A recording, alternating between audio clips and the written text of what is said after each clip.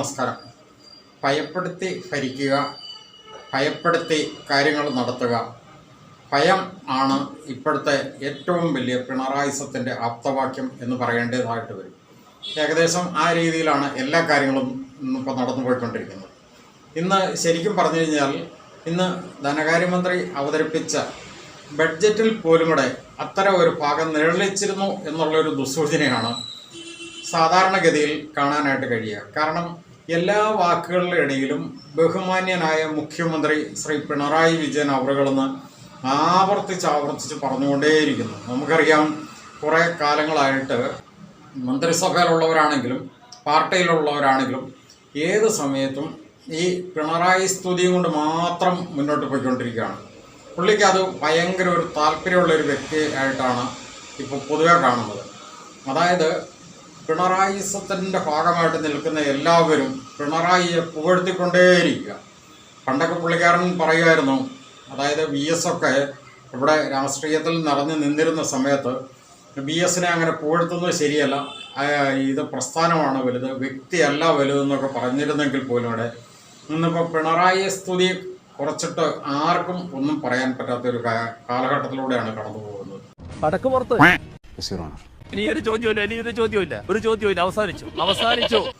കാരണം ഏതെങ്കിലും രീതിയിൽ പിണറായിക്ക് ഒരു ഇഷ്ടക്കേട് വരാതെ നോക്കുക എന്നുള്ളതാണ് പിണറായിയോട് ഒത്തു നിൽക്കുന്ന എല്ലാവരുടെയും ഏറ്റവും വലിയൊരു കാര്യം എന്നെനിക്ക് തോന്നുന്നു. അയാൾക്ക് ചെവിടും കേൾക്കുന്നില്ല തോന്നുന്നു.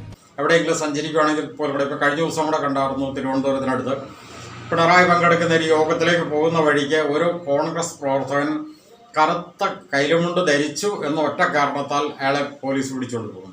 എവിടെയും ഒരു ഭയം ജനിപ്പിക്കുക. പിണറായിക്ക് എല്ലാത്തിനോടും ഭയമാണ്, അതാണ് മറ്റൊരു വസ്തുത. പുള്ളിക്കാരന് എല്ലാത്തിനോടും ഭയമാണ്. ആ ഭയം ഉള്ളതുകൊണ്ട് തന്നെ എല്ലാവരും ഭയപ്പെടുത്തി മുന്നോട്ട് പോകുക എന്നുള്ള ഒരു അജണ്ടകളെ മുന്നിൽ ഉണ്ട്. നമുക്കറിയാം, ഈ അടുത്തിടെ പോലും കൂടെ കണ്ണൂർ ഒരു രക്തസാക്ഷി ഫണ്ടിൻ്റെ വൻ തട്ടിപ്പ്.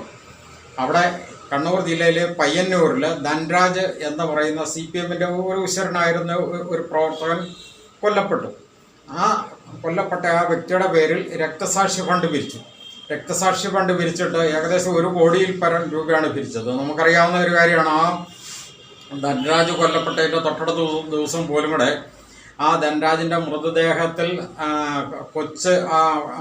മൃതദേഹം വന്ന ഫോട്ടോ ദേശാഭിമാനി പത്രത്തിൻ്റെ ഫ്രണ്ട് പേജിൽ അച്ചടിച്ചു വന്ന ആ ഫോട്ടോയിൽ ധൻരാജിൻ്റെ കൊച്ചിനെ കമിഴ്ത്തി കടത്തിക്കൊണ്ടുവരെയും വീണ്ടും ഫോട്ടോ എടുത്തിട്ട് അതുകൂടി പ്രചരിപ്പിച്ച് അങ്ങനെ ഭയങ്കര സെൻറ്റിമെൻറ്റ്സ് പൊതുസമൂഹത്തിൻ്റെ മുമ്പിൽ ഭയങ്കര ആർദ്രത ഉണ്ടാക്കിക്കൊണ്ട് അതിലൂടെ ഫണ്ട് പിരിവ് നടത്തി അങ്ങനെ ഏകദേശം 1 കോടിയിൽ പരം രൂപ പിരിച്ചെടുത്തിട്ട് അതിൻ്റെ ഒരു 4/1 പോലും ധൻരാജിൻ്റെ കുടുംബത്തിന് കൊടുക്കാതെ ബാക്കിയുള്ള അവിടുത്തെ പ്രധാനപ്പെട്ട 2-3 നേതാക്കന്മാരെ അടിച്ചു മാറ്റിയതിനകത്ത് അവിടുത്തെ പ്രധാനപ്പെട്ട ഒരു MLA TI മധുസൂദനൻ അതുപോലെയൊക്കെ ഉള്ളവരൊക്കെ ചേർന്നാണ് ഫണ്ട് അടിച്ചു മാറ്റിയത്.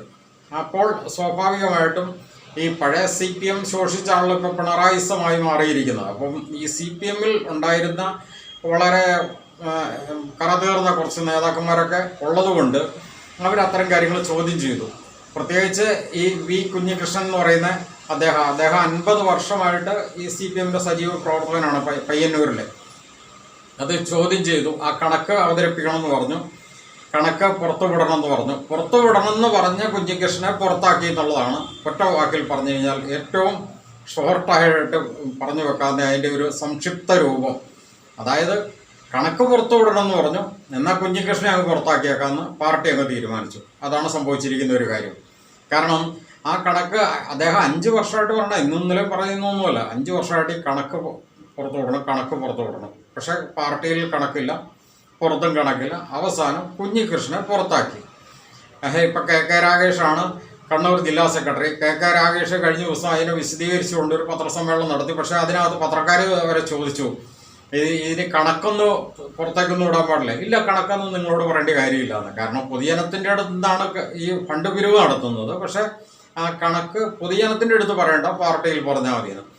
പാർട്ടി എന്ന് പറയുന്നത് നമുക്കറിയാം, ഇപ്പോൾ ഈ പിണറായിസം മാത്രം 24 മണിക്കൂറും പാടി പോഴ്ത്തിക്കൊണ്ട് നടക്കുന്ന ചുരുക്കം ചില നേതാക്കന്മാരുടെ കയ്യിലാണ് പാർട്ടി. അതുകൊണ്ട് യഥാർത്ഥ പാർട്ടിക്കാരൊക്കെ പുറത്താക്കി കാണുള്ളൂ. അത് അങ്ങനെ തന്നെയാണ്, നമുക്കറിയാവുന്ന ഒരു കാര്യം തന്നെയാണ്. എന്തൊരു മാറ്റമാണ് നമ്മുടെ ആശുപത്രികളിൽ. ഞാനൊക്കെ അവിടെ പോയി ചികിത്സിച്ചാലോ എന്ന് ആലോചിക്കുകയാണ്. പക്ഷെ ഞാൻ പോയാൽ ആളുകൾ പറയും ഇയാളൊരു പിശുക്കനാണ്, അതുകൊണ്ടാണ് ഞാൻ പോകാതിരിക്കുന്നത്. പക്ഷെ എന്തൊരു സൗകര്യമാണ് ഇപ്പോൾ ഒരുക്കിയിട്ടുള്ളത്. അപ്പൊ അങ്ങനെയുള്ള ആളുകളടക്കം കൊതിച്ചു പോവുകയാണ് അവിടെ പോകാൻ. തിരുവനന്തപുരം മെഡിക്കൽ കോളേജ് ആശുപത്രിയുടെ അനാസ്ഥയിൽ രോഗി മരിച്ചെന്ന് പരാതി. കൊല്ലം പന്മന സ്വദേശിയായ വേണുവാണ് ഇന്നലെ മരിച്ചത്. ആൻജിയോഗ്രാമിന് ആശുപത്രിയിൽ എത്തിച്ച വേണുവിന് 6 ദിവസമായിട്ടും ചികിത്സ ലഭിച്ചില്ലെന്നാണ് പരാതി. എവിടെയാണെങ്കിലും ശരി, ഇപ്പം കണ്ണൂർ ADM ആയിരുന്ന നവീൻ ബാബു സാറിൻ്റെ വിഷയത്തിൽ പോലും കൂടെ നമ്മളത് ഇതിനു മുമ്പ് പറഞ്ഞു പോയിട്ടുള്ള ഒരു കാര്യമാണ്. അദ്ദേഹത്തിൻ്റെ കുടുംബം എന്ന് പറയുന്നത് പാരമ്പര്യമായിട്ട് തന്നെ CPM അനുഭാവിയാണ്. ഈ നവീൻ ബാബു സാറിൻ്റെ അമ്മ പോലും കൂടെ CPMൻ്റെ അവിടുത്തെ ഒരു കൗൺസിലറായിട്ട് കൂടി വിജയിച്ചു വന്നതാണ്. CPM പാർട്ടിയിൽ നിന്ന് മത്സരിച്ച് തന്നെ കയറി വന്നതാണ് ഇടതുപക്ഷത്തിലെ. പക്ഷേ എന്നിട്ട് പോലും കൂടെ അദ്ദേഹത്തിന് നീതി കിട്ടിയില്ല. കാരണം അദ്ദേഹത്തിന് നീതി കൊടുക്കും എന്നൊക്കെ പാർട്ടി അത് ഏറ്റെടുക്കുകയും പാർട്ടി ഫുൾ സപ്പോർട്ട് ഉണ്ടെന്നൊക്കെ പറയുകയും ചെയ്തിരുന്നുവെങ്കിൽ പോലും കൂടെ തന്ത്രപരമായിട്ട് ആ കുടുംബത്തെ വഞ്ചിച്ചു. കാരണം എന്തുകൊണ്ടാണെന്ന് ചോദിച്ചു കഴിഞ്ഞാൽ നവീൻ ബാബുവിൻ്റെ കുടുംബത്തെക്കാളും ഉന്നതമായ സ്ഥാനത്തുള്ളവരാണ് അതിൻ്റെ പിന്നിൽ പ്രവർത്തിച്ചിട്ടുള്ള കൊലയാളി അല്ലെങ്കിൽ നവീൻ ബാബുവിൻ്റെ മരണത്തിന് ഉത്തരവാദികളായിട്ടുള്ളവർ എന്നതുകൊണ്ട് തന്നെ പാർട്ടി സ്വാഭാവികമായിട്ടും അദ്ദേഹത്തിൻ്റെ മരണത്തിൽ ഉത്തരവാദികളായിട്ടുള്ളവരെ സഹായിക്കുകയും നവീൻ ബാബു സാറിൻ്റെ കുടുംബത്തെ തള്ളിക്കളയുകയും ചെയ്തു.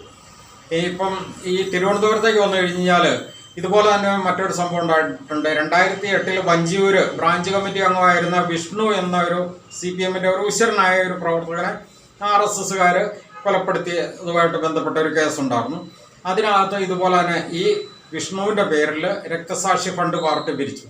പാർട്ടി പിരിച്ചിട്ട് എന്ത് ചെയ്തു, അതിൽ ലഭ്യമായ തുക അടിച്ചു മാറ്റിയതിനെതിരെ സ്വാഭാവികമായിട്ടും ഈ മരണപ്പെട്ടു പോയ വിഷ്ണുവിൻ്റെ സഹോദരൻ വിനോദ് അതിനെപ്പറ്റി പാർട്ടിയിൽ ചോദിക്കുകയും അവസാനം ഇവർ ഒരു ചെറിയൊരു നടപടി എന്ന നിലയിൽ പാർട്ടി ഫണ്ട് തട്ടിയവനെ തൽക്കാലം ഒന്ന് തരം താഴ്ത്തിയിട്ട് അതിനേക്കാൾ സ്പീഡിൽ ജില്ലാ നേതാവായിട്ട് ഉയർത്തുകയും ചെയ്തു. അതോടുകൂടി ഈ വിഷ്ണുവിൻ്റെ കുടുംബക്കാർ സഹോദരങ്ങളായ വിനോദും മറ്റ് സഹോദരങ്ങളും പാർട്ടി വിടാൻ തന്നെ തീരുമാനിച്ചു. കഴിഞ്ഞ ദിവസം ഒരു വാർത്താ സമ്മേളനത്തിൽ ആ കാര്യം പറയുകയുണ്ടായി. അതായത് ഇപ്പോൾ സംഭവിച്ചുകൊണ്ടിരിക്കുന്ന ഒരു കാര്യം എന്താണെന്ന് ചോദിച്ചു കഴിഞ്ഞാൽ പിണറായിസ്റ്റുകൾക്ക് മാത്രമാണ് ശരിക്കും പറഞ്ഞു കഴിഞ്ഞാൽ CPMൽ പിടിച്ചു നിൽക്കാൻ പറ്റുള്ളൂ. അല്ലാതെ യഥാർത്ഥ CPMകാരെല്ലാം അതിൽ നിന്നും വിട്ടുപോവാണ്. നമുക്കറിയാവുന്ന ഒരു കാര്യമാണ്. ഒരു അഡ്വക്കറ്റ് അസ്കർ, അദ്ദേഹം 36 വർഷമായിട്ട് CPMൻ്റെ സന്തത സഹചാരി, പ്രമുഖ ചാനലുകളെല്ലാം വന്ന് CPMന് വേണ്ടിയിട്ട് വളരെയധികം വാക്താവായിട്ട് വന്നു സംസാരിച്ചുകൊണ്ടിരുന്ന ഒരു വ്യക്തി. അദ്ദേഹം തന്നെ ഇപ്പോൾ ഈ കഴിഞ്ഞ ദിവസം വിട്ടുപോയി. അദ്ദേഹം പറഞ്ഞത് ഇത് തന്നെയാണ്. അതായത് CPM എന്ന് പറഞ്ഞാൽ അതിൻ്റെ ഏറ്റവും വലിയൊരു ശക്തി അതിൽ ഏറ്റവും അഗ്രസീവായിട്ട് പ്രവർത്തിക്കുന്ന പ്രവർത്തകരാണ്. ആ പ്രവർത്തകരാണ് സമരമുഖത്തേക്ക് ഇറങ്ങിയിട്ട് ചിലപ്പോൾ കയ്യും വെട്ടും കാലും വെട്ടും വേണ്ടി വന്ന തലയും വെട്ടും എന്ന് പറഞ്ഞ് മുദ്രാവാക്യമൊക്കെ വിളിച്ച് വളരെ ആക്രോശിച്ചുകൊണ്ട് പാർട്ടിക്ക് വേണ്ടിയിട്ട് നിലപാടെടുക്കുന്നത്. അപ്പോൾ അങ്ങനെ നിലപാടെടുക്കുന്നവർ ചില സമയങ്ങളിൽ കൊല്ലപ്പെടാനും സാധ്യതയുണ്ട്, സ്വാഭാവികമാണ്.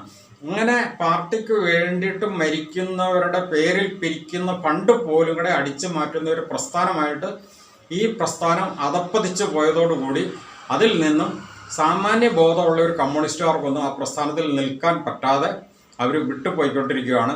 ഇതാണിപ്പോൾ സംഭവിക്കുന്നത്. ശരിക്കും പറഞ്ഞാൽ CPM ഇപ്പോൾ ഇല്ല, ഇപ്പോൾ ഉള്ളത് പിണറായിസം എന്ന പിണറായിസ്റ്റ് ഒരു കൂട്ട് സംഘം മാത്രമാണ് ഇപ്പോൾ ഉള്ളത്.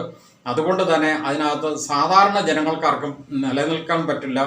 ഇപ്പോൾ ആകെയുള്ളത് ഈ 24 മണിക്കൂറും പിണറായി സ്തുതി പാടുന്ന ഒരു വിഭാഗത്തിൻ്റെ കയ്യിൽ മാത്രം ഉള്ള ഒരു പ്രസ്ഥാനമായത് ചുരുങ്ങി ഏകദേശം അതിൻ്റെ പരിസമാപ്തിയിലേക്ക് എത്തിക്കൊണ്ടിരിക്കുന്നു എന്ന് മാത്രം ആണ് ഈ സന്ദർഭത്തിൽ പറയാനുള്ളത്.